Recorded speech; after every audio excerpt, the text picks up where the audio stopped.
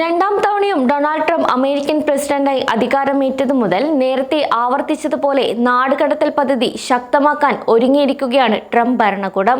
ഇന്നലെ നാടുകടത്തൽ ശ്രമങ്ങൾ പ്രഖ്യാപിച്ചുകൊണ്ട് ട്രംപ് ഭരണകൂടം പുതിയ നിയമങ്ങൾ പ്രസിദ്ധീകരിക്കുകയും ആളുകളെ നീക്കം ചെയ്യുന്നത് എളുപ്പമാക്കുകയും ചെയ്തതായ വിവരങ്ങൾ പുറത്തുവിട്ടു.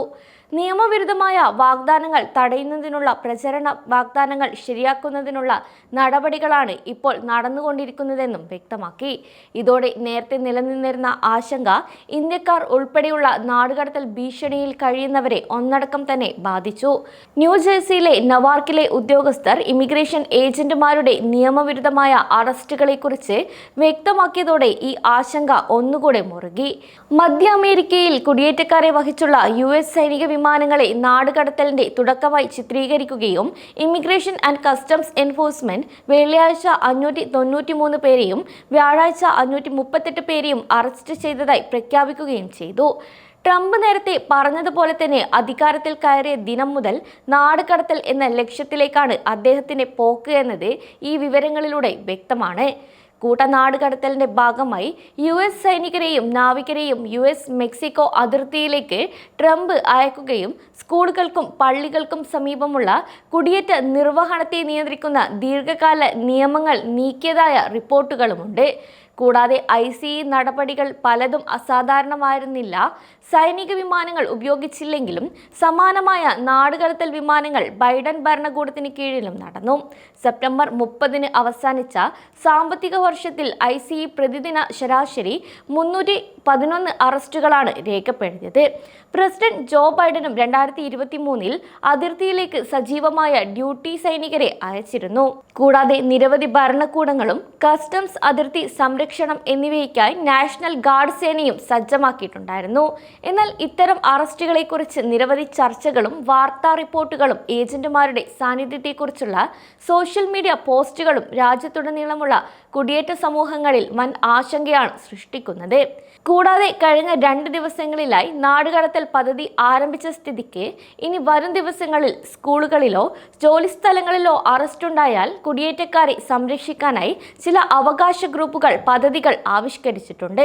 ചിക്കാഗോ പബ്ലിക് സ്കൂൾ അധികൃതർ വെള്ളിയാഴ്ച ICE ഏജന്റുമാർ തങ്ങളുടെ പ്രാഥമിക വിദ്യാലയങ്ങളിലൊന്നിൽ വന്നിരുന്നുവെന്ന് തെറ്റിദ്ധരിക്കുകയും ഏജന്റുമാർ രഹസ്യ സേവനത്തിൽ നിന്നാണെന്ന് അറിയുന്നതിന് മുൻപ് അതിനെക്കുറിച്ചുള്ള പ്രസ്താവനകൾ നടത്തുകയും ചെയ്തിരുന്നു. ഈ സാഹചര്യത്തിലാണ് ചില അവകാശ ഗ്രൂപ്പുകൾ മുന്നിട്ടിറങ്ങിയത്. കൂടാതെ associated press NRC centre for public affairs റിസർച്ചിൽ നിന്നുള്ള ഒരു സർവേ പ്രകാരം തെക്കൻ അതിർത്തിയിൽ സുരക്ഷ ശക്തമാക്കുന്നതിനും പ്രത്യേകിച്ചും അക്രമാസക്തമായ കുറ്റകൃത്യങ്ങൾ ചെയ്ത ആളുകളെ ചില ലക്ഷ്യങ്ങളോടെ നാടുകടത്തുന്നതിനും അമേരിക്കയിൽ വ്യാപകമായ പിന്തുണയുണ്ട്. എന്നാൽ ചില കേസുകളിലെങ്കിലും നാടുകടത്തലിന് ഫെഡറൽ ഇമിഗ്രേഷൻ അധികാരികളുമായി പ്രാദേശിക പോലീസ് സഹകരിക്കണമെന്ന് മിക്ക അമേരിക്കക്കാരും കരുതുന്നുവെന്നും ആ വോട്ടെടുപ്പിലൂടെ കണ്ടെത്തി. എന്നാൽ രാജ്യത്ത് ഒരു കുറ്റകൃത്യത്തിന് ശിക്ഷിക്കപ്പെടാത്ത ആളുകളെ നിയമവിരുദ്ധമായി നാടുകടത്തുമ്പോൾ പിന്തുണ ഗണ്യമായി കുറയുകയാണെന്നും വ്യക്തമാക്കിയിട്ടുണ്ട്. നെവാർക്കിലെ ഒരു ബിസിനസ്സിൽ ടാർഗറ്റഡ് എൻഫോഴ്സ്മെന്റ് ഓപ്പറേഷൻ നടത്തിയിട്ടുണ്ടെന്നും തിരിച്ചറിയാൻ ആവശ്യപ്പെട്ട ചില ഏജന്റുമാർ US പൗരന്മാരാണെന്നും ICE സ്ഥിരീകരിച്ചു. കൂടാതെ അന്വേഷണം സജീവമായതിനാൽ കൂടുതൽ പ്രതികരിക്കാൻ കഴിയില്ലെന്ന് ICE അറിയിച്ചിട്ടുണ്ട്. കൂട്ട നാടുകടത്തൽ പ്രചാരണം ട്രംപ് പ്രതിജ്ഞയെടുക്കുമ്പോൾ കുറ്റകൃത്യങ്ങൾ ചെയ്ത നിർദ്ദിഷ്ട ആളുകളെ കേന്ദ്രീകരിച്ചുള്ള പ്രവർത്തനങ്ങളാണ് തങ്ങൾ ലക്ഷ്യമിടുന്നതെന്ന് അദ്ദേഹത്തിന്റെ വൈറ്റ് ഹൗസ് അതിർത്തി രാജാവ് ആവർത്തിച്ചു. അതേസമയം വേഗത്തിലുള്ള നാടുകടത്തൽ പദ്ധതി അതോറിറ്റിയുടെ ഉപയോഗം വിപുലീകരിക്കുകയാണെന്നും ട്രംപ് ഭരണകൂടം ഇന്നലെ വ്യക്തമാക്കിയിട്ടുണ്ട്. അതിനാൽ തന്നെ ഇതുടൻ തന്നെ രാജ്യത്തുടനീളം ഉപയോഗിക്കാൻ കഴിയുമെന്നും ഈ മാറ്റത്തിന്റെ ഫലം ദേശീയ സുരക്ഷയും പൊതുസുരക്ഷയും വർദ്ധിപ്പിക്കുന്നതായിരിക്കും.